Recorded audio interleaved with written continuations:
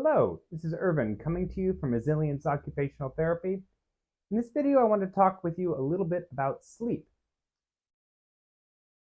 specifically napping. So, napping in our culture tends to either be a sign of you're just so exhausted you have to pass out and take a nap, or you're just kind of lazy. And it's hard to break through that cultural stigma. In other cultures, it's much more common to nap. In Japan, it's not uncommon to see people napping on the subway quite a bit. And I've heard that even like the more senior members in business at business meetings might actually be napping during the meeting, and they're considered a senior, important enough person in the company that you don't mess with the fact that they want to nap. All that said, there are a couple of challenges with napping. That there are some sleep experts who are really proponents for napping, others who think it's a really bad idea. I'll weigh in a little bit on that, but I'll tell you at least if you're going to nap, the ways to make that work better for you. So one thing about napping is there is some evidence that if you nap closer to when you're trying to go to sleep for the night, like if you're napping after 3 o'clock, 3 p.m. that is, then it might be harder to go to sleep at 9, 10, 11 o'clock later. You might have more energy at that point and it might be more difficult. I haven't personally found this to always be the case, especially with short naps, but that is certainly a consideration. The other is the length of time for a nap.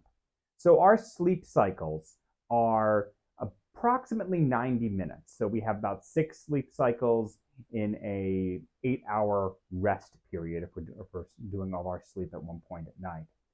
And we cycle through our deep sleep and our REM sleep and our lighter stages of sleep about every 90 minutes.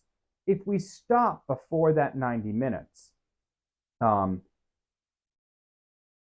after we've entered deep sleep, we're going to feel groggy if we take a nap. So if you wake up from deep sleep, you feel groggy.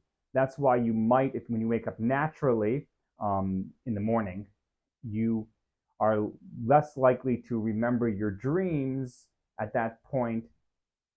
But if you wake up naturally versus something waking you up, but you feel more well rested. Whereas if you wake up suddenly from a dream or from deep sleep in the middle of the night from a loud noise, you might feel more groggy if it's not something that causes you to elevate your heart rate and sort of push through that grogginess. So in any case, back to napping. If you are going to take a nap, you kind of want to keep that under about a half hour to not go into your deep sleep. So if you can take a 15-minute, 25-minute nap, that can be helpful for sort of a little quick cat nap, or power nap is the term. I've heard the term nappuccino, where you drink your caffeine, and we can talk about caffeine in another video, and I don't feel like I'm an expert on it, but some people are pro and against caffeine. But if you're going to have caffeine, you can drink your caffeine, and it takes about 30 minutes for it to fully enter the bloodstream, and then go take your quick nap. And you can wake up from that nap and feel really energized.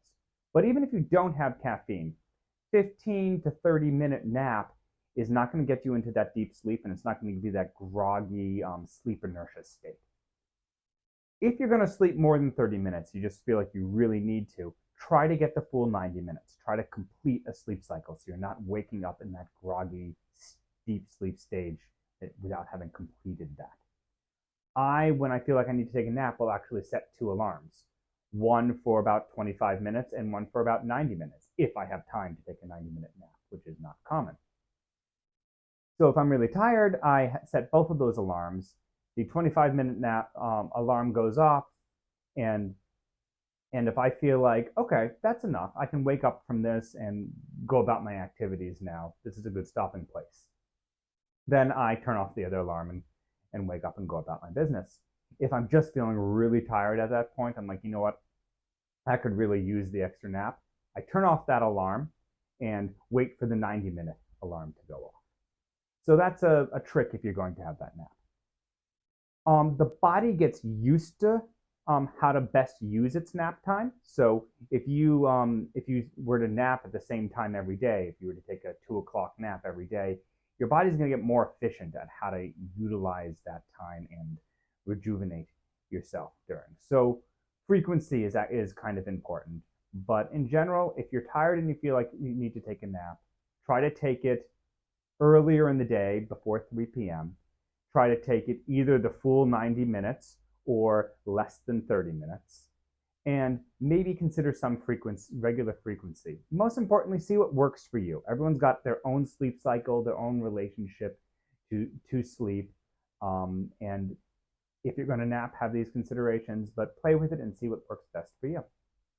I hope this was helpful. If you found it useful, you can hit like down below or subscribe to the channel and get some other videos from resilience. Hope you enjoyed. Take care.